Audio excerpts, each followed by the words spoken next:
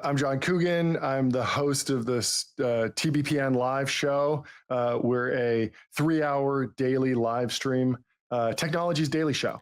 CNBC for the private markets, Bloomberg for venture capital. It's grown very quickly, mostly on X, but also we're on YouTube and Spotify and RSS. Before that, I started 2 companies, a consumer packaged goods company called Soylent, and then a nicotine gum and pouch company called Lucy. And grew those businesses into the tens of millions, both of them, and exited the first one, sold the first one, and then the second one, my co-founders are still running and have a lot of fun with. And so been in Silicon Valley. I never had a real job. I moved out to Silicon Valley directly after graduating college and just started companies, had failures, had successes, and now I'm a full-time content creator. Glorious. And I think I saw in your bio, you said entrepreneur in residence at Founders Fund? Yes. So I worked at Founders Fund for about 2 years as an entrepreneur in residence. If you're not familiar with Founders Fund, started by Peter Thiel, PayPal Mafia, co-founder of Palantir, first investor in Facebook, big investor in SpaceX, Anduril, Stripe, Airbnb, Ramp, like a lot of really large scaled technology companies. And Founders Fund is the firm that Peter started in 2005 to invest in specifically the whole pitch for the fund was we wanted flying cars. That was the future we were promised. We got 140 characters. And the premise of the fund is that the future should have been, we should have seen advances in medicine. We should have seen advances in flying cars and space travel and the physical world, nuclear power, all these different things, wind energy, all these different ideas that were dominant in science fiction, but none of that happened.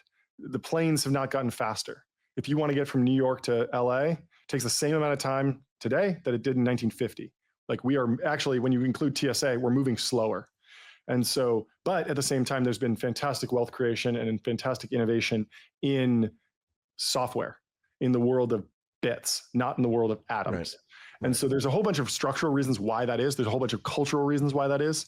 But Peter became obsessed with that idea. And, you know, it kind of coined the term stagnation theory.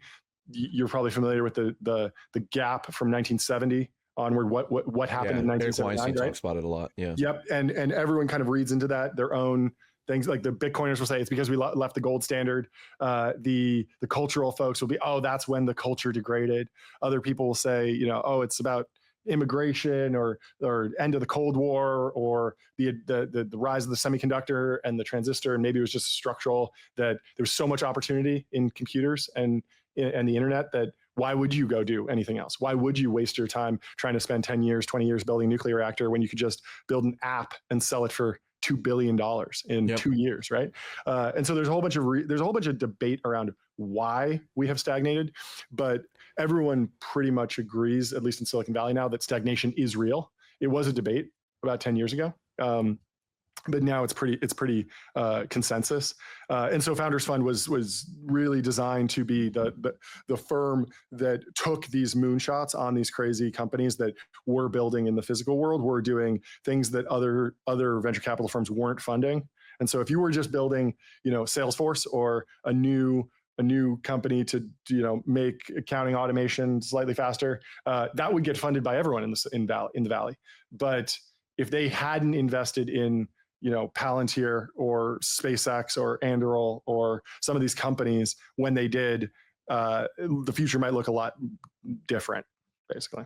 Yeah. That's so. Yeah, fun experience. Was there for 2 years, not on the investing side. I was an entrepreneur in residence, so specifically focused on doing content creation and brand stuff, but also thinking about what my next move would be, because I was kind of in between projects, and so it was a great place to kind of like hang out with everyone, understand how the best companies are built, who are the most interesting entrepreneurs in the world, spend time with them. And then eventually I kind of landed on something that kind of grew out of just a basic, I'm going to start a podcast, into something that feels a lot more like I'm creating a TV show for technology. Right. And all of a sudden, instead of being the 100th tech podcast, I'm now the first tech TV show. And it's been, and so it's been very obvious that I should focus fully on that. I'm going to title this conversation with Peter Thiel's best friend, John Coogan. Yes, exactly. Thiel protege, Peter protege. Yeah, Thiel protege. Yes. Yes. Him and JD Vance are his two pupils. Okay, before we get into the actual Silicon Valley stuff, how did you come across my channel? What do you find interesting about it? Why is someone as eminently successful and just, you know, in the halls of decision making in the shadow room of Elon Musk's oligarchy and all that? Yes. How could someone like you care about such a meme channel such as mine? Yeah, I think there's two ways to look at politics. One is, you know, you get into this echo chamber and you're looking for things that confirm your emotions. And the other is just to try and evaluate the landscape and all of the ideas and really map the territory like you do with the mimetic map, right? And I think there are good ideas on both the left and the right. There are funny people on the left and the right. There are insightful people on the left and the right. I reject this idea that the left can't meme or the right can't meme. Oh yeah, I think that there are hilarious people on both sides. You're obviously in the extreme center, right? The radical center, the radical center. But there are people that are funny and great content creators and have great ideas. But there are also just genuinely great political philosophies on both sides, and so.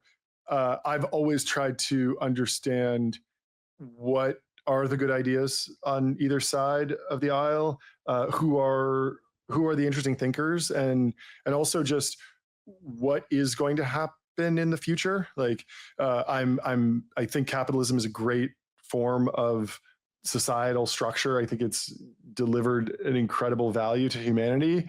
At the same time, I think it's ridiculous to think that this is the final form of governance in the world. I don't believe in the end of history, and I don't believe that in 10,000 years we'll be saying like, oh yeah, we definitely got it right with representative democracy, with capitalism, with these particular borders and these particular tax rates.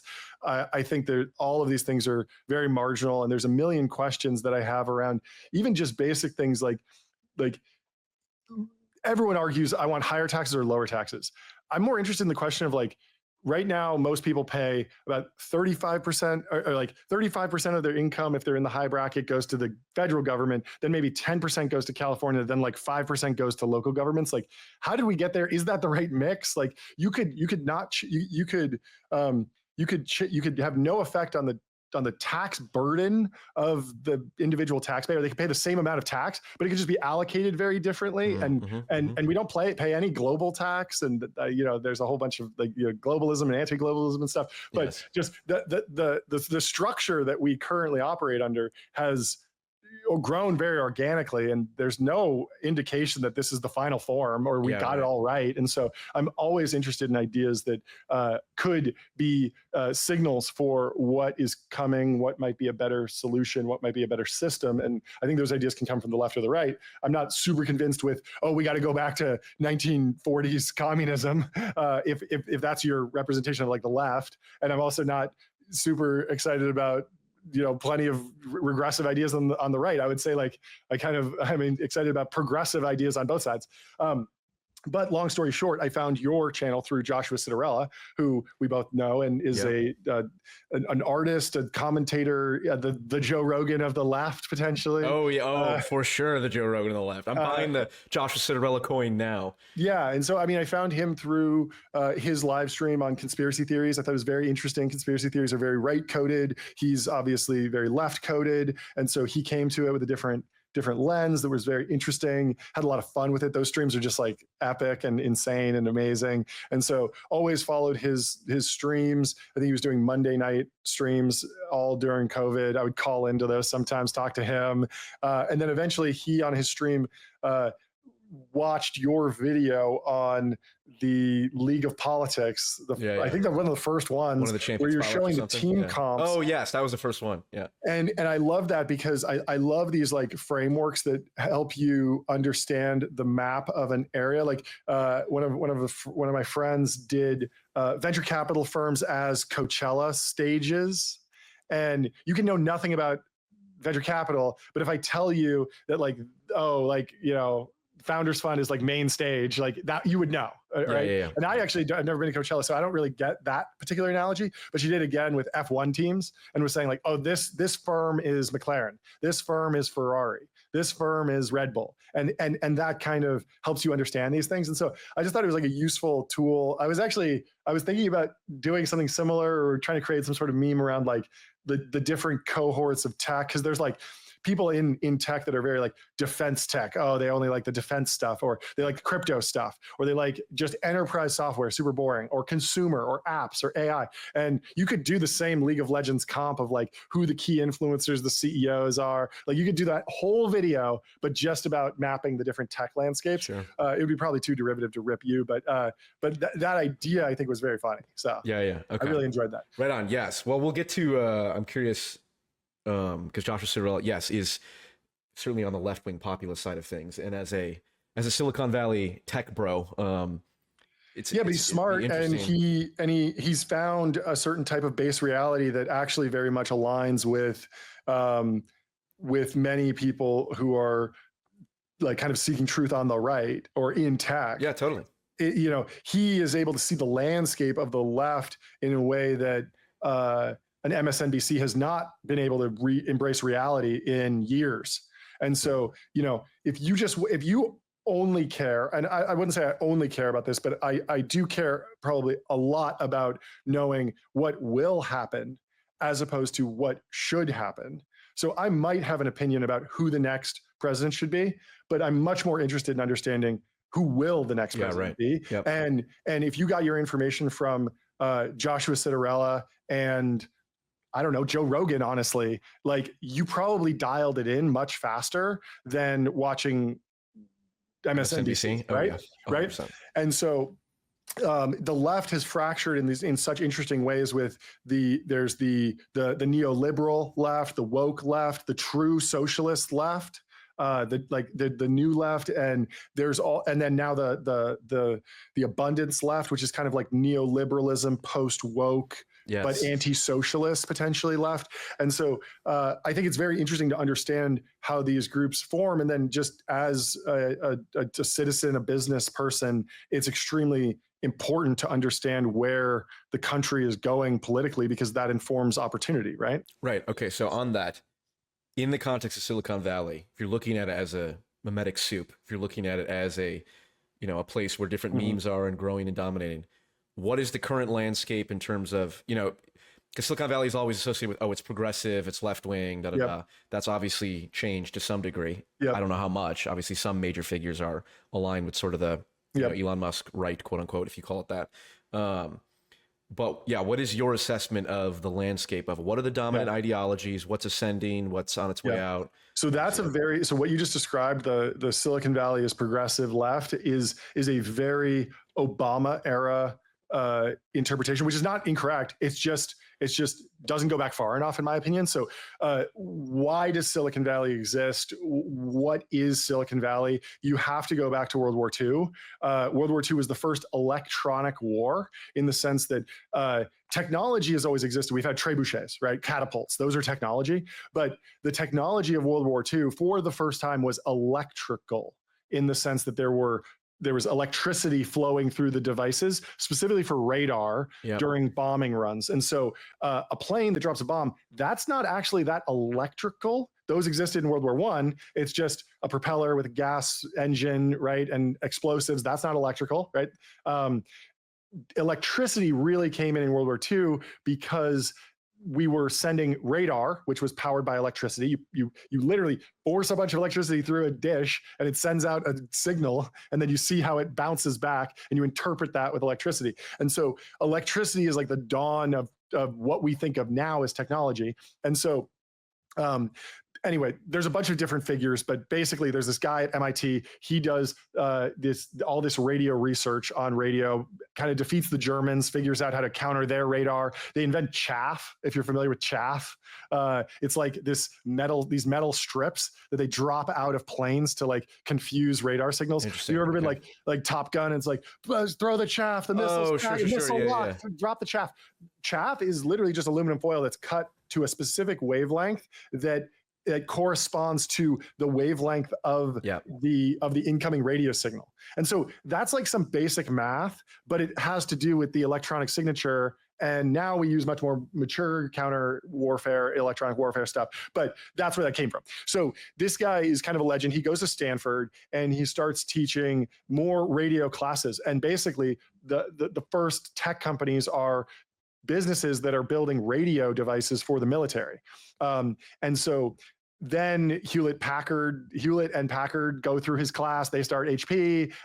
More and more stuff becomes, we move out of like germanium into silicon. We start inventing this transistor. So like for the first like 50 years of Silicon Valley, all the way from like 1950 to 2000, like I would say it's like a very pro-America, very, and I mean, it's not even really that partisan, but if anything, it would probably map to like more conservative values, right? And that's like that's the real ethos of Silicon Valley that comes up. Then where does the progressive stuff that you know today come from? Well, a lot of, as the internet grows, there's more and more ideas about libertarianism. And so a lot of the left wing in Silicon Valley came out of libertarian ideologies about what's possible when you have kind of permissionless interactions that aren't mediated by anyone because it's created in this new kind of greenfield space, right? Yeah, and the internet is inherently like a libertarian kind of technology. Exactly. And so you get a lot of like East Bay rationalists that you get kind of, the hippies of San Francisco are moving. They're still in this like techno industry that's pretty pro-capitalist, pro-America, but their underpinning is libertarian, and then that's informing more like liberal policies. And you on the internet anyway, you can be a dog. No one knows you're a dog, right? And so there's this philosophy of like, super accepting, super forward thinking, very high intelligence. Sure. And then, so then you're naturally becoming a much more diverse workforce. There's plenty of gay, straight, white, black. There's tons of immigrants that are really, really successful in Silicon Valley because it's an extremely meritocratic and ultimately like libertarianism, which is like it's like the opposite of ethno-nationalism, right? Libertarianism. And so this libertarian ethos kind of births a slight shift to what we see as like the cultural left, but was never truly underpinned by economic left thinking. Then what happens later is like you see the rise of the big tech companies, and they become like not just very important companies in the business to business sense, like an Intel, but they actually become consumer companies like Google. And so Google is something that people are interacting with every second of every day of their life. Their brand is super important. And so they have the "don't be evil" mantra, and they're hiring even more broadly. They're hiring a ton of people. And so I think that's where you get the connotation that like Silicon Valley in the 2010s was a very liberal place. And that certainly tracks with the data. Like if you track the donations, political donations from big tech companies during that era, it was like 80-90% left, Democrat. But it's important to remember that like during this time, there's also the separation between like, what does it mean to be in tech? Like some people think that you're not in tech unless you're a software engineer at a tech company that's delivering a software product. Other people would say, hey, if you're a venture capitalist, you're in tech, even though you've never written a line of software or code. There's all these different things. So basically like the rich people have always been conservative. That never really shifted. There are a few venture capitalists who kind of made it their brand to be left wing, but they like venture capital has never been a predominantly left wing organization or community because they're ultra wealthy and they care about taxes and they care about business and free markets. And yes, they are socially left and libertarian left, but economically they've always been to the right, and for great reasons, because anytime you want a case study on who would do this better, like iPhone Venezuela, right? That meme, or California high-speed rail. Like we've literally done the A/B test here with SpaceX and California high-speed rail. They're founded around the same time. They've deployed around the same amount of capital, and one put like a brand new internet in space and takes people up and back all the time. And like, you can just buy a ticket to space now. A private citizen went to space, a rich guy, but like a dude just did that. Wasn't an astronaut, wasn't, sponsored by a government. It's like, it actually works. Like there's a lot of things you can say about Elon. There's a lot of criticism. Some of it's valid, some of it's not, but like, you can't say the rockets don't go up and back. Like they do. It's very clear. And the train does not go anywhere. Like we know the train doesn't exist. And so that ideology is very clearly aligned with, hey, let's let the private sector solve as many problems as possible. Now, they're not going to be able to solve everything. And I think a lot of venture capitalists understand that things like, things like the NIH, government-funded research on, very basic science. Putting a helicopter on Mars, NASA, that's taxpayer funded. What is the economic value of that? How is SpaceX going to underwrite that? There's no way. It doesn't make any sense. SpaceX can totally justify, hey, let's put up a bunch of satellites that relay internet and we'll sell everyone a $200 subscription. That's easy. They're making money off that. They can justify it on a 2-year timeline. They can justify it on a 2-month timeline. Makes tons of sense. How do you justify helicopter on Mars? Like there's no way that NASA, or if that was a private organization, would profit off of that in any sort of reasonable timeline. So I think there are a lot of VCs who see they're not extreme libertarians, anarcho-capitalists. There are some, of course, but in general, it's just on the margin. If there's a way for the private sector or free markets to solve a problem, technology and specifically venture capitalists tend to lean free market in general. And so that was something that was like an undercurrent throughout the Obama era. Obama was very close with Google. It was the #1 company that he went and visited, the private company. I actually learned that from Josh. He had a very different take on it. He's like, that's bad. Right. And I'm like, and that's good. But the truth is that, the Democratic Party in 2008 to 2016 was very much aligned with big tech in kind of a positive way, I guess. I don't know. You could read into it whatever you want. But then in 2016, Peter Thiel makes this very contrarian bet on Donald Trump, predicts that he's going to win. Again, regardless of what you think of Trump, it's very interesting to just be able to predict the next president, right? I think that's very fascinating. But he was still like very much an outcast, and no one in Silicon Valley really was like, yes, also me, I'm also on board. Then we lived through the Trump era, and there's a lot of panic and a lot of doom and gloom. But I think for most people, the Trump era felt kind of similar to the Biden era, kind of similar to the Obama era. Economically, pretty good. Everything. Like, well, other than Twitter, right? Other than the sort of artificial totally shit that's in their face. And that's actually one of the best criticisms that I've heard about Donald Trump is I was talking to someone who is a conservative in Silicon Valley. And he was saying, like, even though I'm a conservative, I think that we should always have a Democratic president, because when we don't have a Democrat in the White House, the whole country freaks out and we can't get anything done as a nation.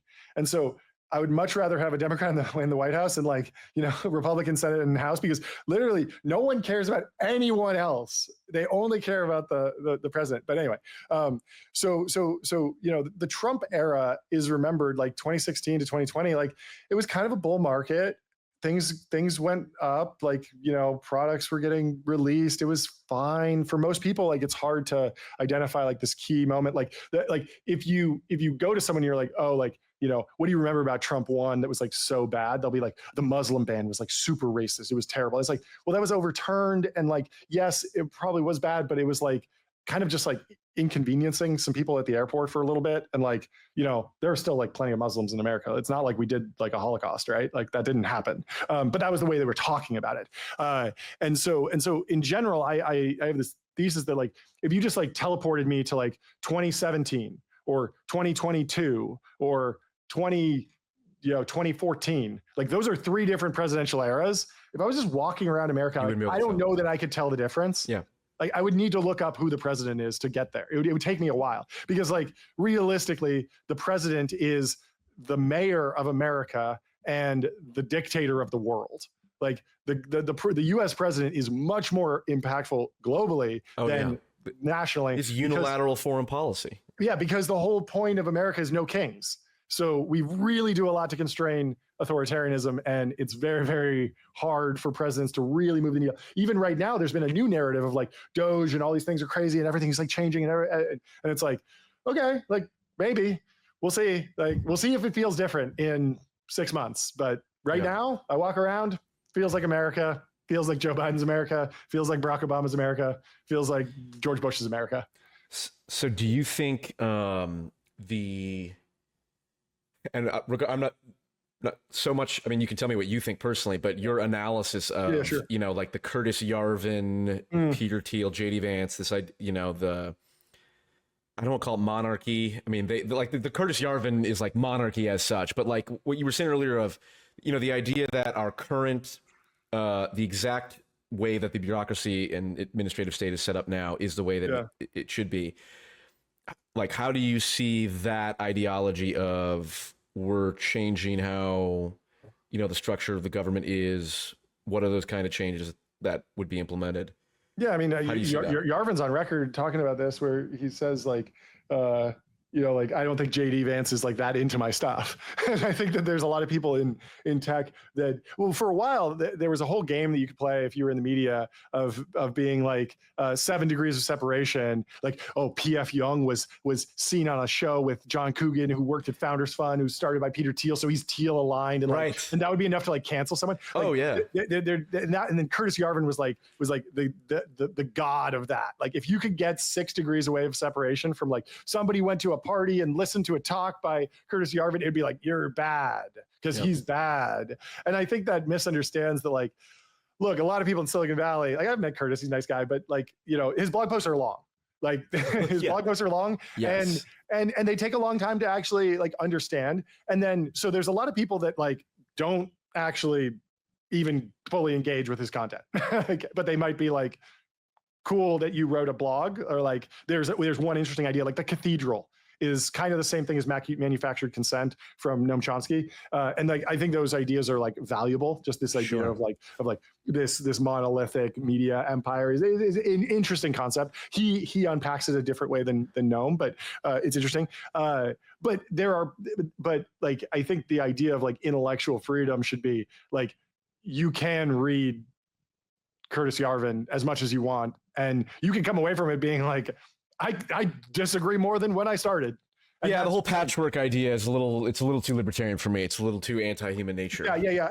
And so realistically, on the neo-monarchy, the techno-capitalist monarchy stuff, like, does it feel like we're making progress towards that? Does it feel like anyone's even trying to make progress towards that? Like, I don't know. Through a different lens, like, do these things already exist? Like, I'm pretty sure Walmart spends more money than the United Nations, which is crazy to think about, right? Because the UN is kind of like our global government, but Walmart spends more money because they're just such a big entity. And it's the nature of their business because they're buying all the products and selling them. So they have really, really high costs and high revenues. But still, it's like this is another Cinderella thing, is like, Amazon as an example of like socialism, or like planned economy. Planned economy. He was talking to Destiny about that. The problem with that is the fundamental thing is that the consumer they're still responding to market forces. Yes, so it's like the planned, of course, internally planned, sure, so long as your starting input is not centrally planned. That's the whole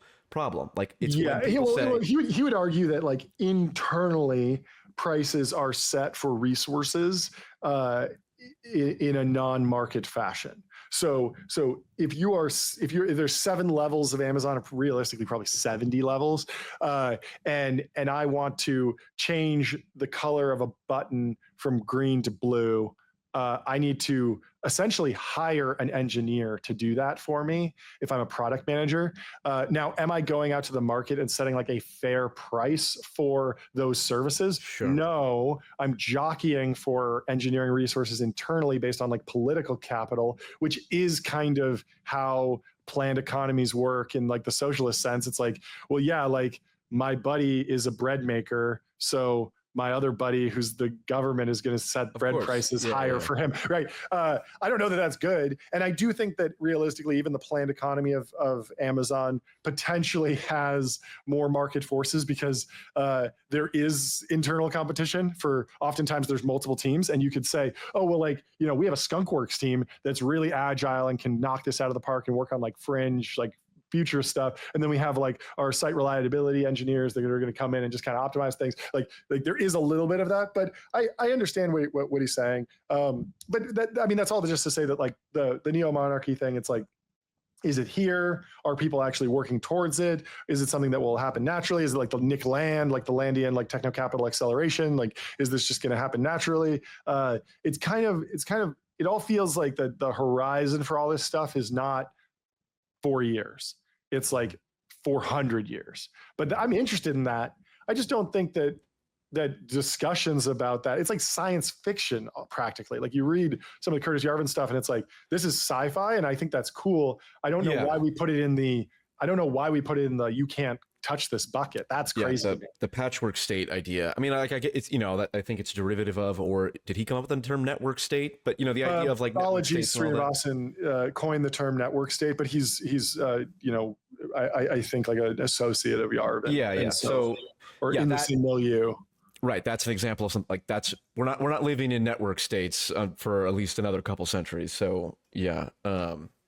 Yeah, I mean, people have tried it. I mean, also the other like meme that's taken over Silicon Valley is like America is back, and so in that way, like it's been particularly bad for anyone that like the network staters or like the go set up a new country somewhere, leave, like exit, like the whole Balaji talk is exit, voice, or loyalty. Are you familiar with this framework? I can look it up. Exit, voice. There's this guy. Loyalty. Albert Hirschman. It's like the three ways to change the government, state. Right? Yeah. No, not just to start a network state, but just like you're unhappy with the government that you're in, or like maybe you are, but like how do you impose your political will?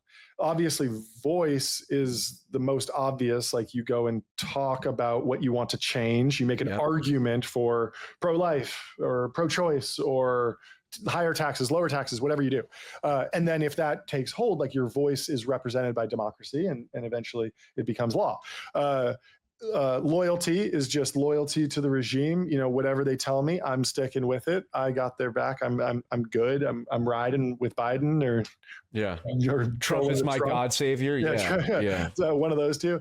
But then exit is the third one, and this was the one that Balaji was kind of advocating for, I think, in the mid 2010 period. And this idea that like at a certain point, if all of Silicon Valley stood up and just said, you know what, we've had enough with the government in the United States, like they're too hostile to us. It's too hard to do business. We can't build nuclear reactors. We can't, do anything here. We're going to leave and we're going to go set up somewhere new.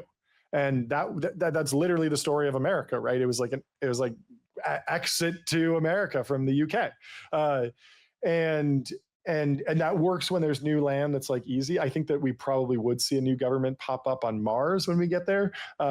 But it's harder when you're talking about like, let's leave America and go to some developing country that we can kind of like twist their arm and let them set up, and we can set up a shop. But really, like most of the really rich, powerful people in Silicon Valley have kids and live in amazing gated communities. And all of the things that Silicon Valley has been groaning about publicly, like homelessness in San Francisco, they do not actually affect the political elite whatsoever.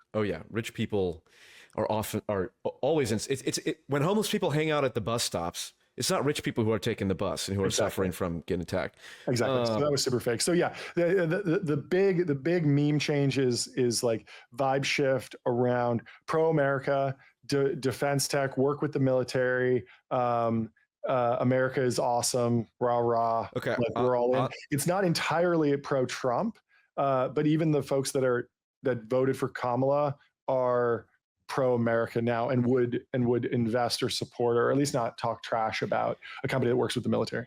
How accurate do you think is the left-wing criticism of, let's say, the military-industrial complex, where, like you said, you have the defense you have a huge chunk of Silicon Valley is defense related. Palantir is Yes. Anduril, right? All that.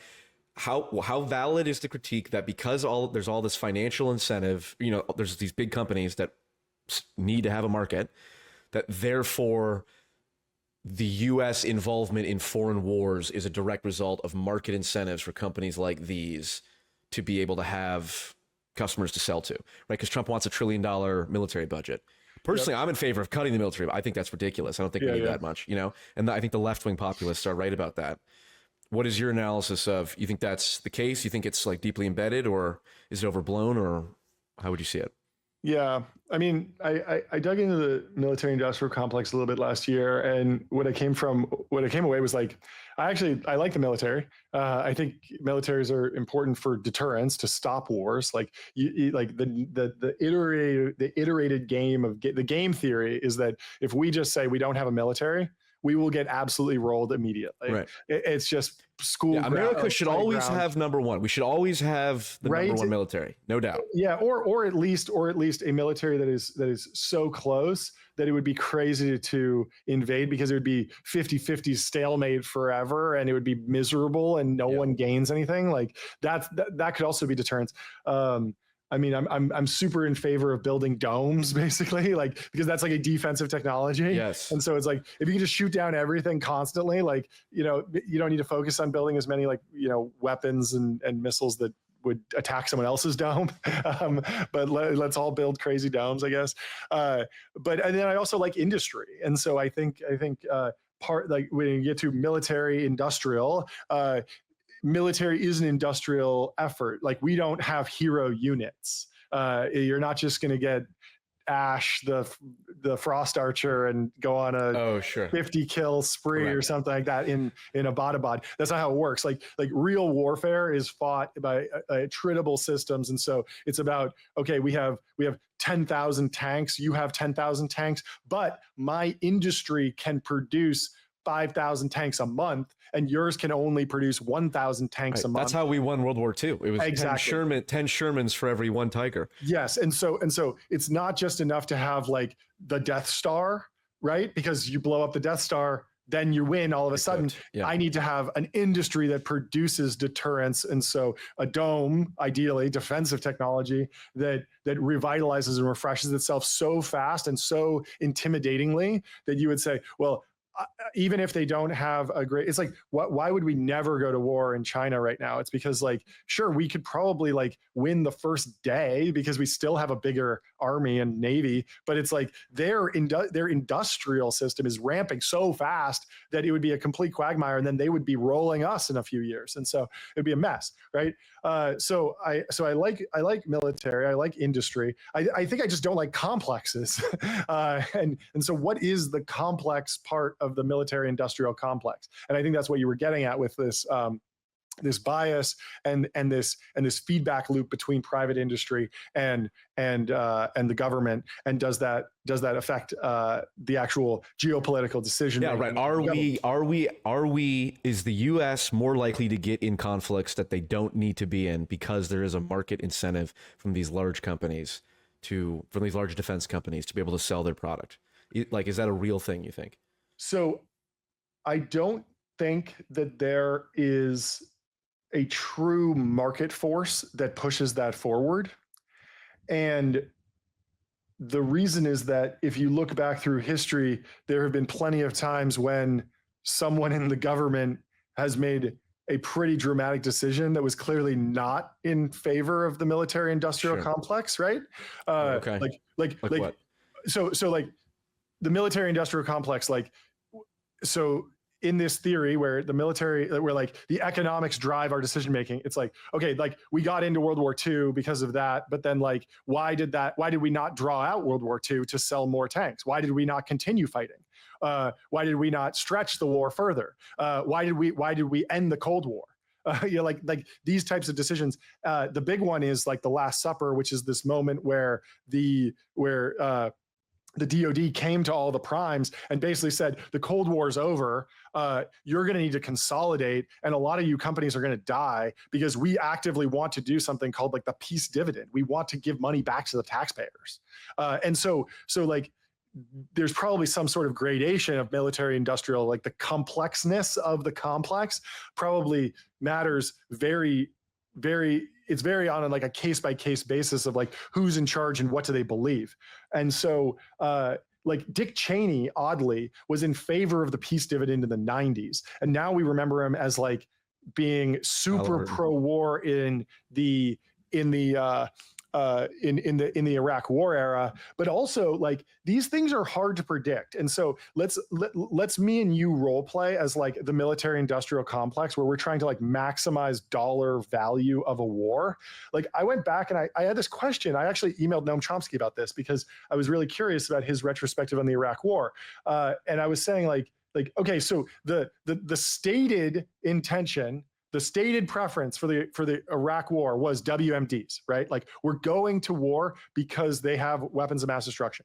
But everyone in the protests, which were mostly on the left, but anyone who's anti-war, said no blood for oil. Like this isn't about nuclear weapons. They don't have nuclear weapons. We're going over there because of oil, right? Okay, that seems reasonable. I'm open to that argument. Did we get any oil? Like what did oil prices do? Like we can look at this. We can look at the retrospective. Like were we able to steal the oil, right? Like let's assume that that's why we went. We know that we didn't find WMDs, and so it's totally reasonable to assume that the real motivation of the Iraq War was oil. But were we successful? Like did we steal the oil? And the answer is like almost certainly not. Like we didn't get the oil.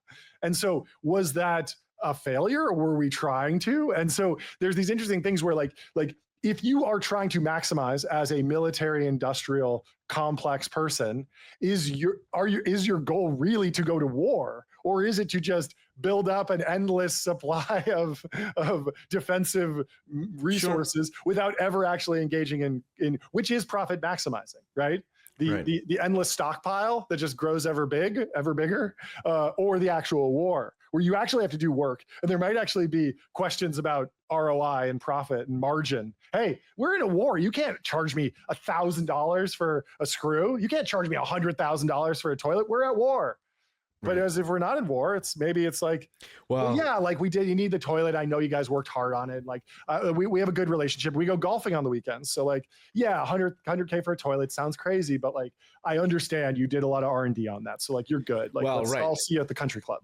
Yeah. Right? So it's not even about states of like, actual declared war. It's what we've been doing for the past 20, 30 years, which is this: Congress has never declared war. It's all these little individual conflicts and stuff. Yeah. And, like with the Houthis and bombing them, it's like, correctly or otherwise, I mean, I see that as, okay, well, the military industrial complex folks see this as, this is good proving ground. We're good proving grounds. We're not at war. We can demonstrate some of our tech. We'll throw some missiles. The government will need to buy some more and stuff. And it's just like that the left, the populist left, the thing I think they're most correct. The thing that I'm sympathized. Well, yeah, whether they're correct or not, the thing that I sympathize with them the most is anti-military industrial complex. Yeah. What is your take on like the narrative, like who is more pro-war, like Biden or Trump? Like, do you buy this? Yeah. Like, well, honestly, recently Trump has been apparently cutting contact with Bibi Netanyahu. Did you see that report? No. Like in the last 2 days or something, some Israeli outlets said Trump and Netanyahu are not getting along. Yeah, who knows? I mean, yeah, it's just interesting because it's like different politicians can have different views on wars. One interesting one I heard was this idea that they were criticizing Hegseth for the Crusades. Have you heard about this? He's like into he's got the Deus Vult tattoo. Yes. But and there's the question of like, is this pro-war or is this anti-war, right? And so most people would say like, oh, it's pro-war because the Crusades were like a war. But the other take is like, well, no, like he only wants to go to war if the Pope blesses the war. Sure. Right? It's an aesthetic thing. Jesus was never in Ukraine. And so maybe you don't want to go to Ukraine.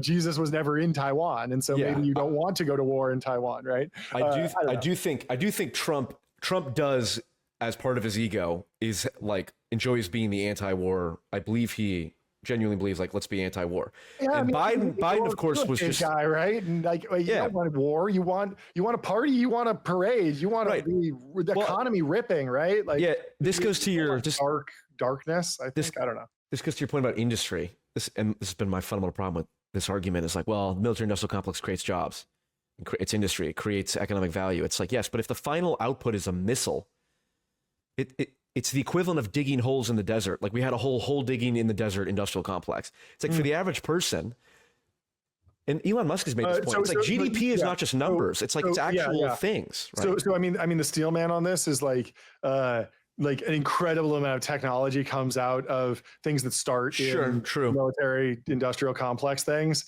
And the ability to spy on us, collect all our data, all that. No, not GPS, just that, like even GPS like GPS, right? Yeah. You know the examples, and so there is like some value there, but I do take your point. But yeah, I mean, it's kind of the nature of the geopolitical balance that like there's this constant battle of like who wants it more, who wants to be the top dog, and so you have to invest up to deterrence of being flipped, and if you're a different country, you have to potentially think about investing up to, hey, could I flip and become the global hegemon?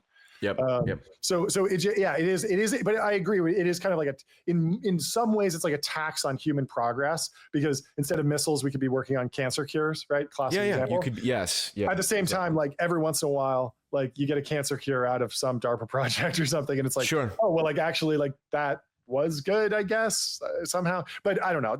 I take your point that like the 50,000th missile might not be the thing that gets us like the next internet. Yeah, right. Well, and that's kind of this is my broader, I would say, anti-materialist, anti-consumerist critique, especially when it comes to technology. Is like we're at a point where the neoliberal status quo is the enemy of the enlightened centrist, because we're at a point now where it's like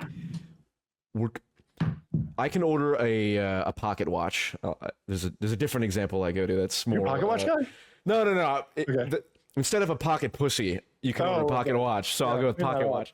But I can order a pocket watch on Amazon, and instead of having to wait 24 hours, I can get it overnight in 12 hours. Yeah. Now, in my mind, if it's not a pocket watch, if it's a pocket pussy, it's like, on paper, that's economic value, right? We're creating value for the consumer because they're getting their product in a shorter amount of time. Mm-hmm. It's like, but the marginal benefit after a certain point, like we are social biological creatures with certain limits, and at a certain point, being able to get my pocket watch 12 hours faster doesn't make any improvement in the world. Like at the end of the day, utility, well-being, all that stuff. This is not true at all. All right, tell me how. This is not true at all. I mean, like, tell me how. I mean, you're the, like, yes, the marginal impact is decreasing, but the scale of these things is so big that they're still worth doing. So you have something like, I mean, first off, it's not just going from 24-hour delivery to 12-hour delivery. Like there are drones delivering stuff in Texas now. Right, the delivery is in less than 1 hour. But I agree with you that that's not that big of a deal for a single person, single delivery. But when you think about like for that drone delivery example, I think there's people that are using it like 300 times a day or 300 times a year, like almost every weekday. They're ordering something and it's coming to them immediately. And so like, yes, it could go poorly where the drones are gas powered and they're burning and they're hurting the environment and it's super wasteful. And it's noisy and there's a bunch of negative externalities, taking out small businesses or something. Or it could be good in the sense, or taking out small businesses, or it could be good in the sense that they're electric and they're taking cars off the road and people are having smaller refrigerators because they don't need to refrigerate so much stuff because they just buy it and instantly get it at the same time. So there are like all these different knock-on effects, and it takes a second to like actually compound them all and see the import. I'm not telling you that like, capitalism is like always going to like naturally feed towards like the most optimal value creative thing, but I think that like there's certainly, it's pretty good at sorting that stuff out, especially when there's some guardrails around like just the ability to sue someone if they crash a drone into you. It's like, well, that's probably not going to be the externality that pops up because the company's going to know, hey, I'm going to jail if I kill someone. My company's bankrupt. So there's pretty good incentive not to do the really bad stuff. But there are always unknown. Well, it's not even the negative externalities. It's the assumption that the consumer.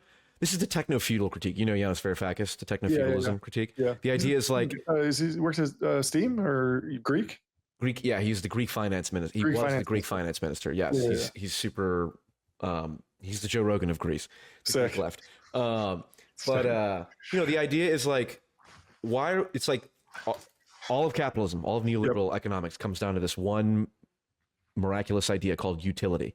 Yeah. We assume that the consumer is gaining utility anytime they make a choice. I want this product. Total utility is increased. But Amazon and stuff, these technology companies are collecting data on you and altering your preferences for you in a direction that isn't even healthy for you, as evidenced by real markers of well-being, life expectancy, happiness, number of friends, all these things have been going down while GDP, quote unquote, has been going up. And so at a certain point, this is my point about the marginal utility. I agree capitalism, and this is why the super socialists are goofy as hell. It's like, I still want food in my refrigerator and all that. And to your point, like, well, if we get food faster, we have smaller fridges. Okay, fair enough. But my thing is like, there's a poll that people who use TikTok asked, and it's like, would you prefer that TikTok existed? Yes or no? And it's like, no. So it's like, okay, now we're at a point where what we're considering marginal utility, that worked in like, the 60s and 70s when it's like, I want food, I want car.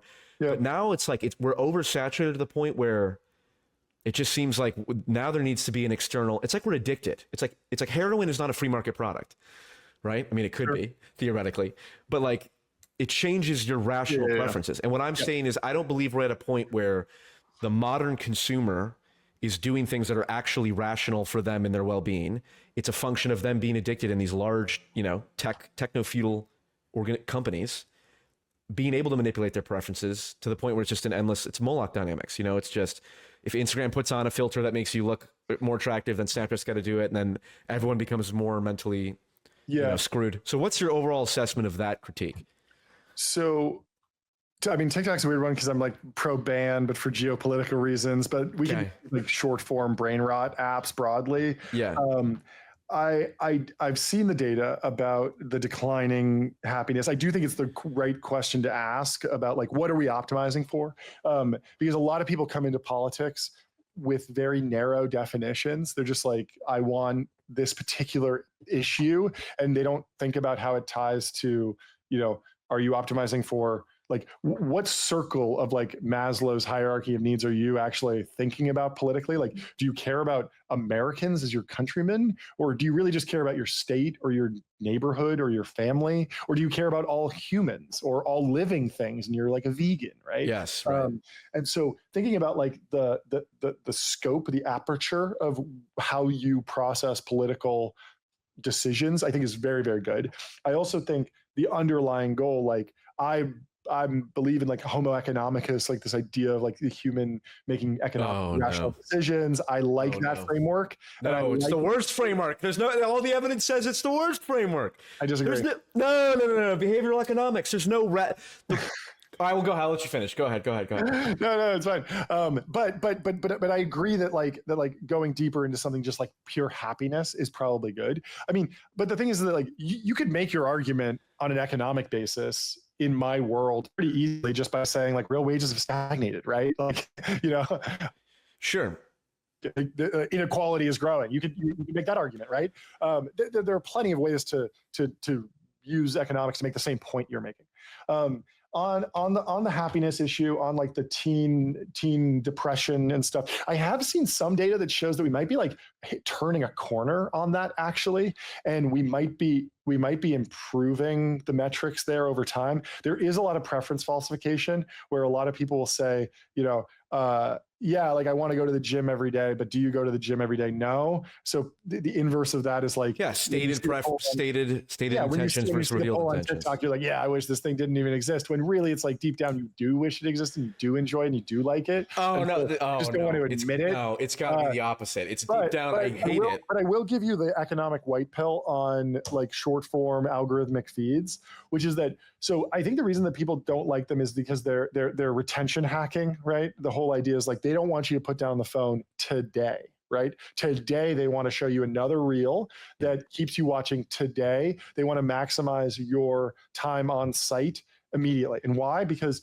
the more time you spend on the app, the more ads they can run, and they are fundamentally optimizing for dollars. And that sounds like a real like distortion. It's like, okay, they're just like purely economically, they're greedy. This is having a negative effect. But there is a world where if you zoom out and you think about what actually maximizes shareholder value for a social media company over the full term of someone's life even, well, it might not be getting them to pick up the phone every single day. And I'll give you an example. So if I want to optimize, if I'm Mark Zuckerberg and I'm running Instagram Reels and I'm trying to optimize for max profit today, I'm going to be like gambling ads, controversial content, breaking news, politics, culture. That is what it is now. Right. And I'm going to keep a lot of people on the app today.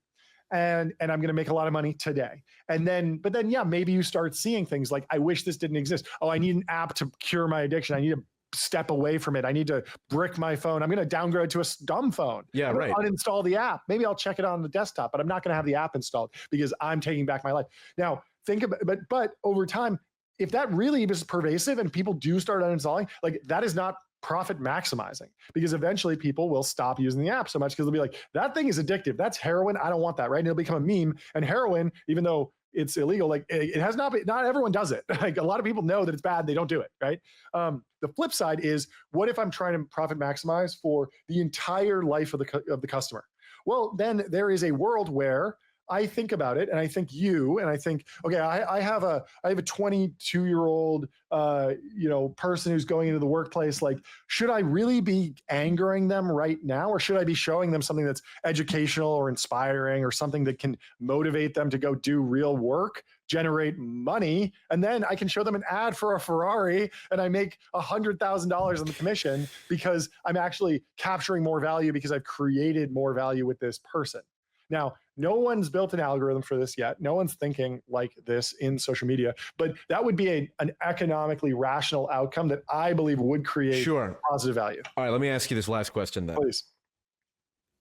When the radical centrists take over on January 6, 2026, and I take over and I become... If it's not a split Senate, 50-50, right. We're storming. Yeah.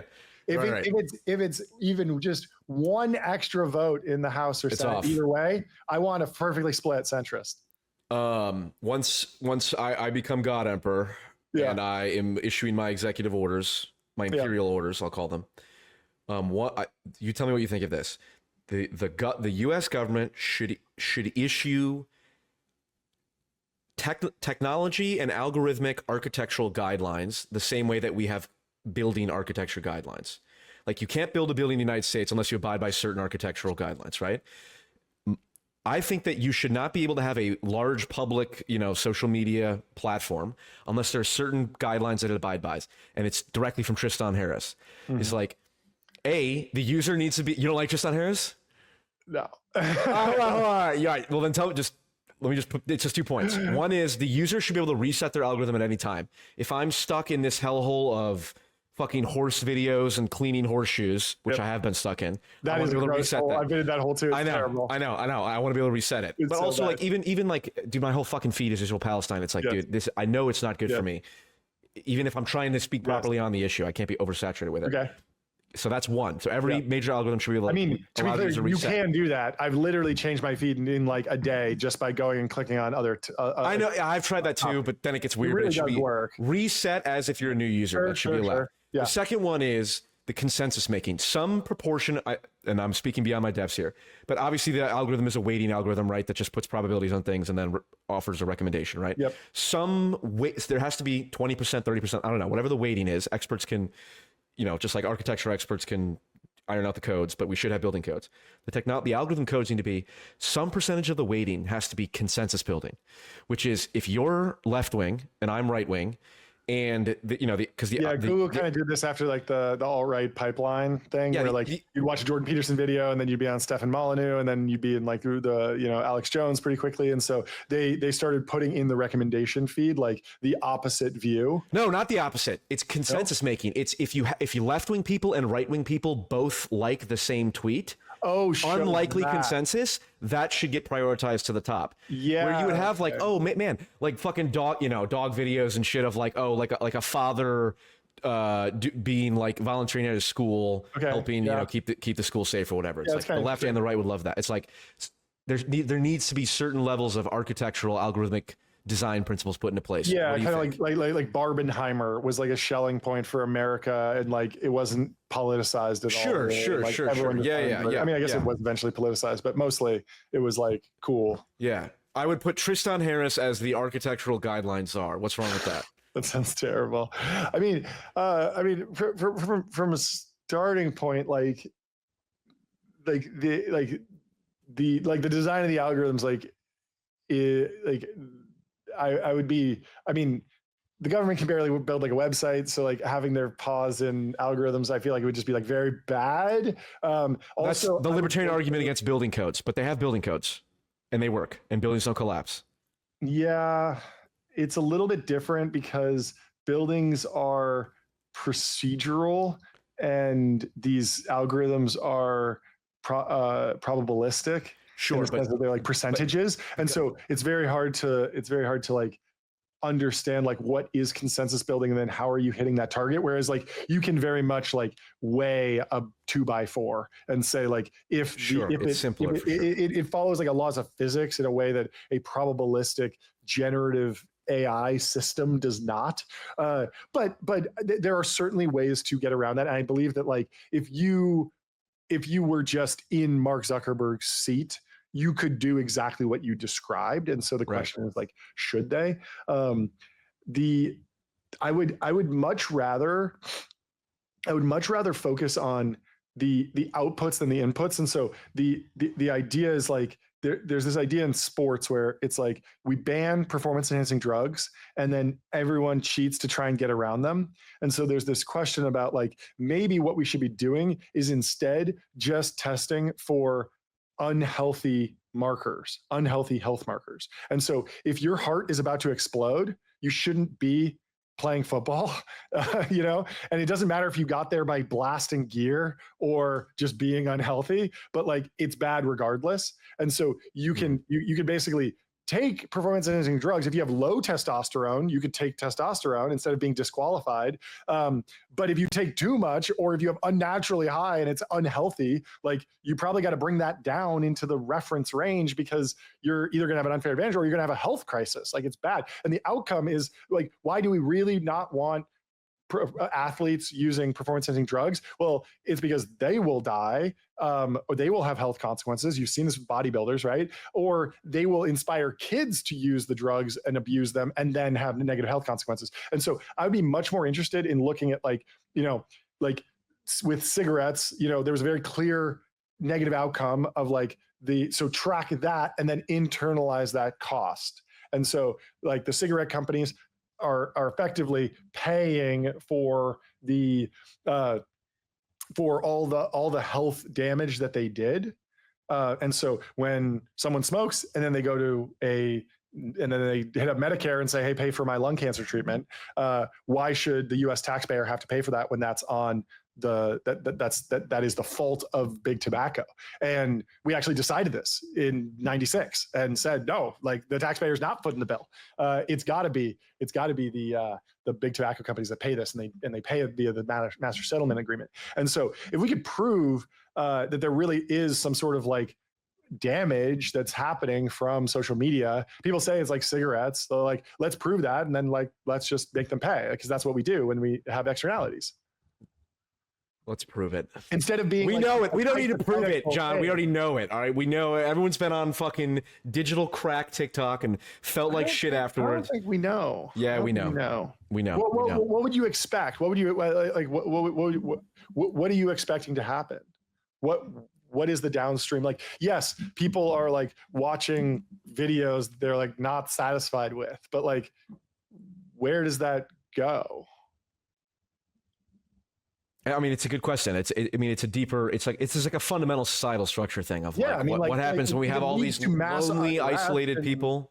Yeah, I mean, if you can really place like, you know, chaos, uprising, we have a civil war because of it. Like, yeah, that'd be well, bad. no, it's just we'll see what we're continuing to see, which is all the metrics of real well-being, self-reported meaning, friend, like number of friends, loneliness, life expectancy, all that is decreasing.